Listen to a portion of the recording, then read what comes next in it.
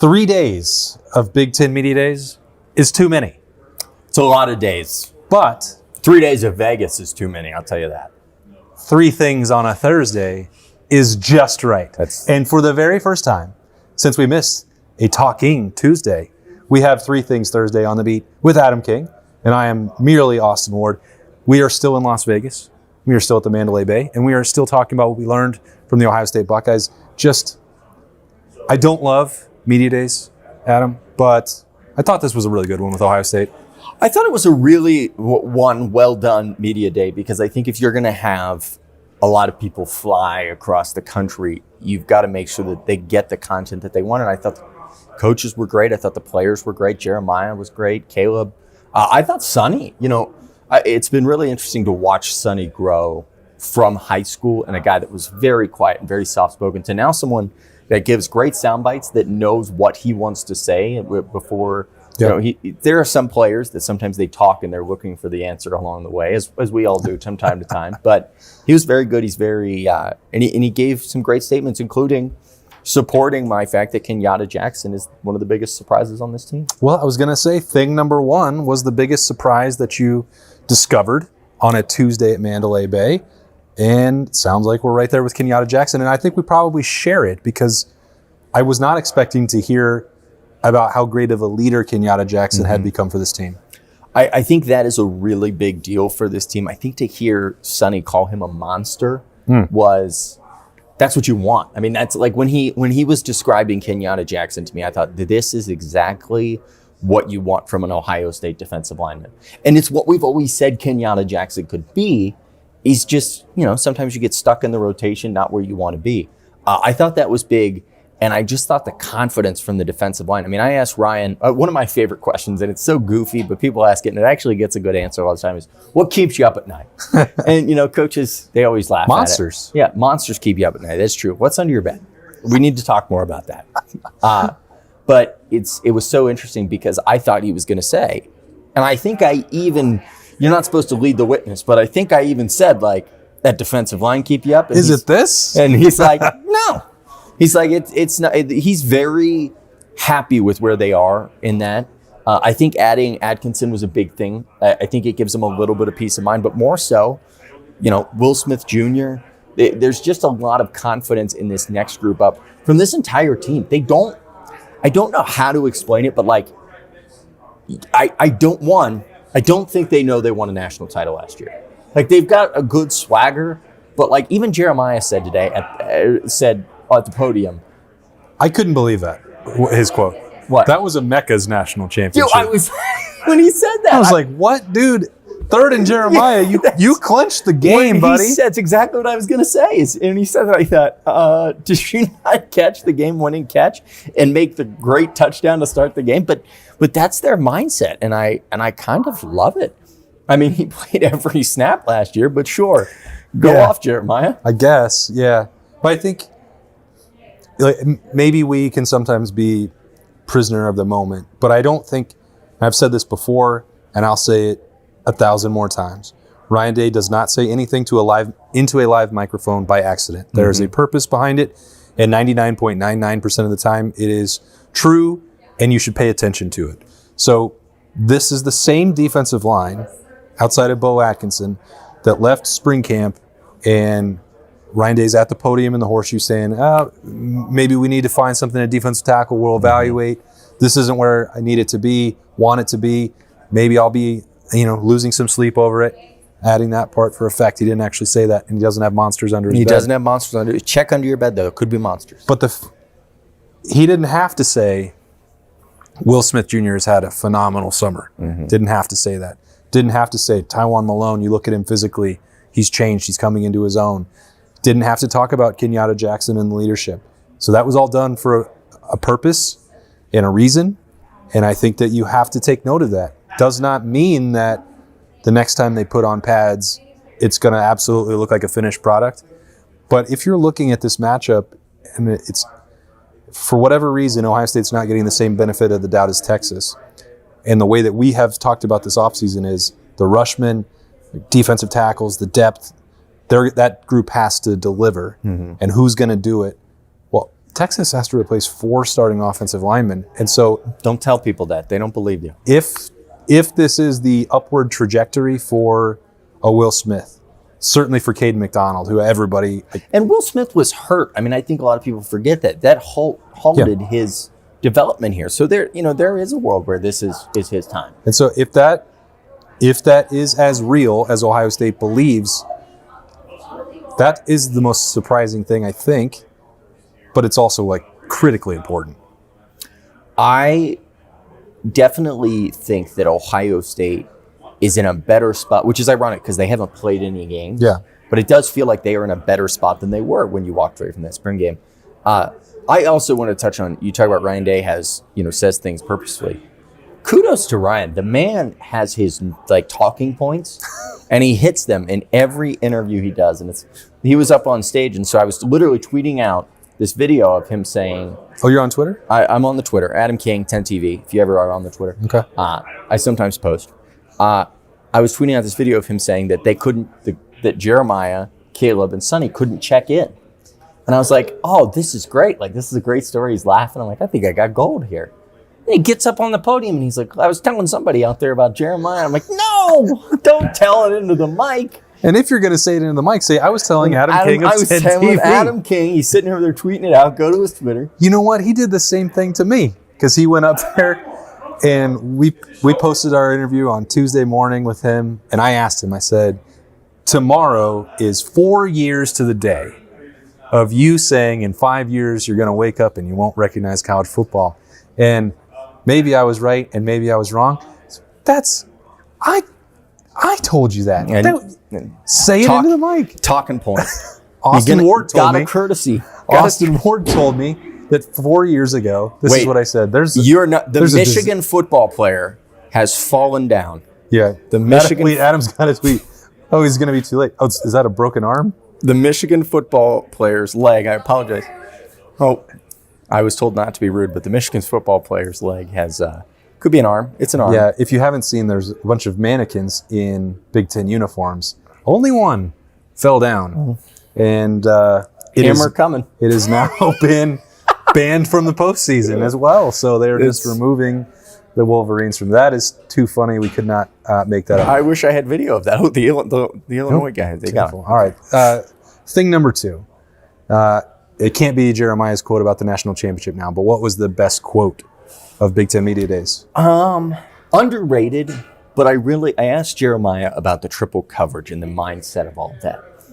And I thought it was really telling. And we know that Jeremiah is so smart. We know that Jeremiah is so mature for how old he is. But he said, I was upset during Texas. He admitted that he was frustrated in that game. And I think it's really, really hard when you are a star player. Star players want the ball. That's how it works in big moments. Don't want to be a decoy. No. Michael Jordan wants the ball when the game's on the line. And in that Texas game, the game was on the line. And on that long drive, I don't think Jeremiah Smith touched the ball. No. And so when you look at that, that's frustrating for him. He said that he's had to kind of refocus his mindset with that. And now he thinks of it in a much better way, which is, hey, let's go let my teammates eat. Let me, and we've talked about this with the tight end room. Let's talk about Max Clare. Because if you're going to zero in on Jeremiah Smith and say, okay, well, we got him, and then we'll focus on Carnell Tate. Okay, oh crap, there's Max Clare, there's Brendan Ennis, there's Mylan Gray. You can't do it, but teams are going to try. I asked Kirk Signetti, I said, how do you cover Jeremiah Smith? He said, Google it. He said, Chat GPT it. No, he said, you can't. He said, you hope that the ball thrown is just a little bit off. And then he called him a freak. And I think that you cannot cover this man-in-man coverage. And that is such a beautiful thing that he is going to literally change how a defense. I don't think you see that very often. Maybe Justin Jefferson in the NFL. I don't think you see guys, even with Jamar Chase, trying to change their scheme up. But you have to actively change your scheme to make sure that you stop Jeremiah. And now if he has that mindset that I'll play decoy, which I think is going to happen a lot, I think his numbers may not be what people think they are because of that. They may not be, but that's what where the conversation shifts to the importance of Ryan Day and Brian Hartline finding different ways to get Jeremiah involved. If that is how teams are going to defend him, and almost every single one, you'd expect them to be double and tripling him. They're not. As far as I'm concerned, and at least I'm not aware of an individual that can go win, 50% of their matchups one-on-one against Jeremiah. Caleb Downs, I asked him. He said he'd win 6-4. 6-4? Yeah, but he said he got to bet on himself. Oh, okay. And if that's the bet, he's like, I might take win. it. I might take it. That tells you a lot. And you're talking about the best defender in the country. But so Jeremiah is talking about accepting that role if that's what it needs to be. And then Ryan Day is saying, you have to design things that are going to get Jeremiah open, or that are designed for him to get the football. And he said we went through that a little bit with Marv, and we saw the slot package. Mm-hmm. To some extent, they did the same thing with Jackson Smith and Jigba, where they were building to it and didn't quite fully get to, where sometimes it's going to be coming out of the backfield. And then what do you want to do? I'm not saying that Jeremiah is going to line up in the backfield against Texas, but I bet at some point he does. He's definitely going to line up in the slot. Ohio State would be doing itself and Jeremiah a disservice if they don't move him all around. If they're just going to put him out there on the perimeter to be double and triple teamed all season long, that would be a waste. That would not be an optimized offense. So it's a good point. I'm not patting myself on the back here, but I like to think that Do you want me to? Yes, please. I like to think that I asked. First of all, we haven't even addressed the fact that we're sitting like this, and we're in. What is it? Between two ferns? We are literally between two ferns, but you actually can't see them. They're so far away. You also can't see the Michigan guy. They sent him back up. But I struggle sometimes to ask Jeremiah questions, because the only question that I can think in my mind is like, how are you so good? And like, I ask that, and then I'm like, well, you say you want to get better. How do you want to get better? Like, it just, my mind can't comprehend. And I didn't have that problem with Marvin, but like, I was thinking today, like, okay, how do you talk to a kid that is just so much better than everyone else? Yeah. And knows it and plays with that confidence, but backs it up. I think that's the difference, because Marv, for lack of better terms, was self-made. Like, it was not a finished product when he showed up. Yeah. So it was like we watched him develop in real time, and it was like, if he said he wanted to improve this or work on his routes or catch 1,000 more balls on the monitor, we saw him. That's a good point. We saw him do that, and it's like you can put that in context, because we know how far he went from the day that he showed up in the Woody to becoming what he was. We've never watched someone arrive in a fully formed, fully realized. That's a very good way to put it. It's like, well, what do you mean? I don't know what to ask you about. What do you mean you're going to get better? Yeah. What am I supposed to ask you about how you're going to get better when you're literally the best player in the country and you're younger than 20 years old? Can't even check into the hotel. Can't even check into the team hotel. It was a 10 TV exclusive. It was a 10 TV exclusive until it wasn't. It was a great story until it wasn't. Yeah, no, that's a great point. And I think the best quote for me, because I guess I've just become so annoyed at the national coverage of this team, national media coverage. Because they're discounting him so much. Well, this is about the game specifically. Like, people don't even know how to talk about it anymore. The question that Ryan Day was asked on Tuesday was, how do you beat Michigan? Yeah, that's it. And he said, well, you score more points. And then he was so annoyed. If you want to ask about the losing streak and if that's weighing on him, if he has to change or adjust, or the way he's coached in the past, if that's not going to work, fine, do that. Don't do it in such a way that's like clearly not the venue, clearly not the way you should approach it. Well, the interesting thing is, like, when I heard the question, the first thing that, like, alarm bells went off, and I said, wow, that's the first time that name has been said to him today. Rewind to last year. Yeah. And it was all anybody talked about. I think that he has earned the right to talk about being a national champion and to talk about, like, he obviously has because he's won, but I mean, to the point where if you want to ask him other questions about that Michigan game, then you better have a better thought. Better be specific. Than How do you do it? It better be, hey, coach, I know you want a national title. I mean, he's gotten this question many times, but do you think losing to Michigan helped that? How do you take that game in the last 4 games and rework your mindset going into that game? Do you think you get too wrapped up in the game plan? You need to get loose. Like those are, but nobody asked that question. You know why? Because at the end of the day, we saw a team go win a national title, and that is so much bigger than one game. Yeah. But I didn't think that this would happen. In fact, I'm still a little bit surprised that it did. There was so much more conversation about Texas than the game. That's never, ever happened. Even when they were opening against Notre Dame, it's like, you're not getting that level of conversation about Ohio State's opener. That was refreshing in a lot of ways. I loved it because I mean, first of all, that game's not till November. Second of all, I have said this on this podcast, I'm fed up with it. Like, I am so beyond. I think if you changed the name of Michigan to, like, pick a name, Nachos. That's the first thing that came to my mind. Apparently, I'm hungry. Nachos. If they were Nachos, Ohio State would have beat them last year by 40 points. Yeah. But because they have that name and because they wear those colors, it has morphed into something that is so hard to get off of your mind that I think it's to the point where if I and I've said this, rip down the clock. Quit talking about it. Because you know what they're not asking them about? They're not asking them about Illinois getting ready. They're not asking him about getting ready for Rutgers. They're not. Michigan went what 8-5 last year? Is that right? 7-5. 7-5. They didn't ask about any other 7-5 teams here today. Or 7-6, right? Well, they won their bowl game. Yeah. All right. Whatever. Yeah. Whatever. But my point is near 500. Let's near say. 500, and they're not talking about other near 500 teams. I get it because it's a massive rivalry game, but there is nothing at this point that can be said that cannot, to build.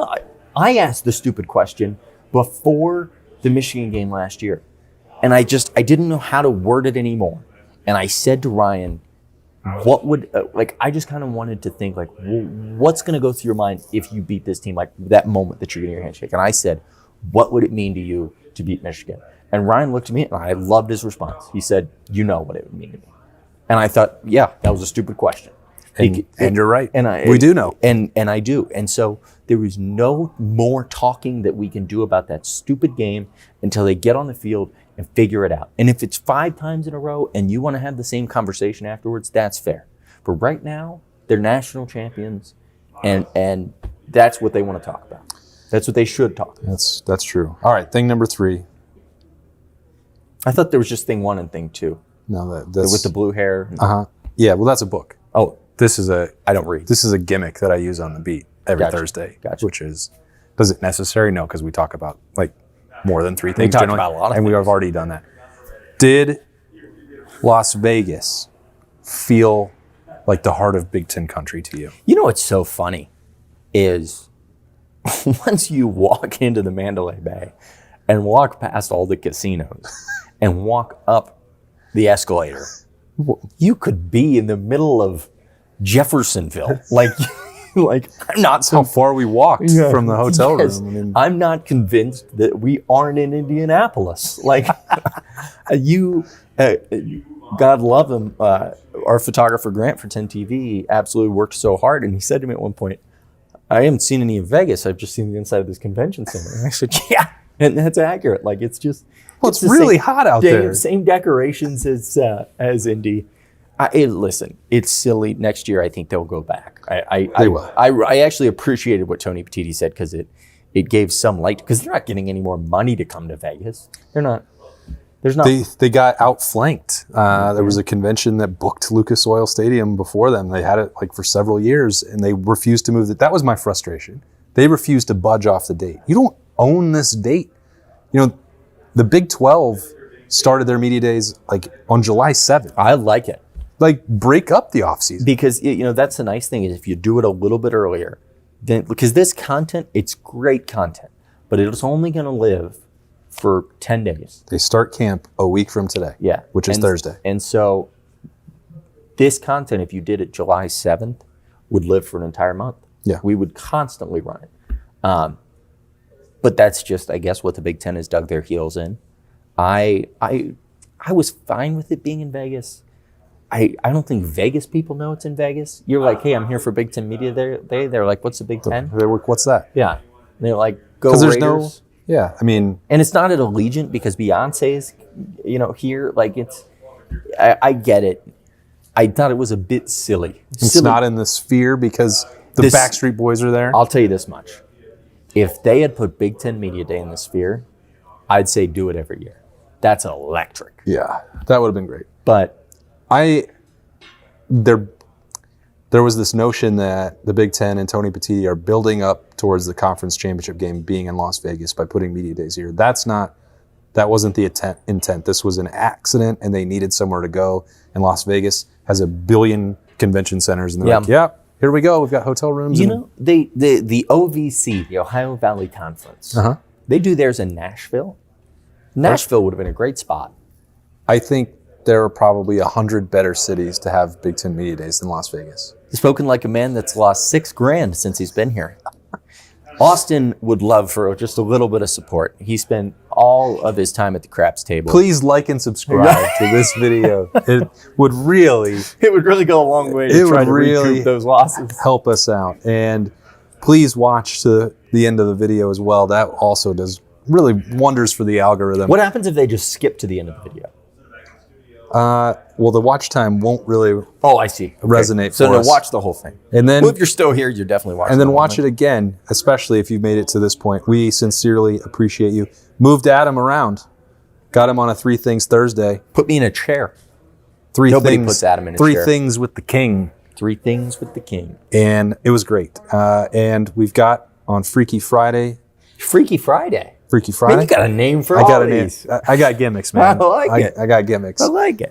Ross Bjork sitting down with me and Birm on the beat to close out this week as we pull within 1 week of the start of training camp. So Adam will be back, I hope, for Talking Tuesday next week. I'm going to go check out that Michigan mannequin, see if it still has its arm. It's not alive. So now it's dead. It's armless. Yeah. Tough break for the Wolverines. And the hammer still looming out there. Tony Petitti, though, he's trying to help out. Didn't really want to address your question I said, on Tony, Tuesday. Do you think that they should not have any more punishment and it should be put to bed? And he said, I sent the letter, and Mr. King, sit down, please. Sit down.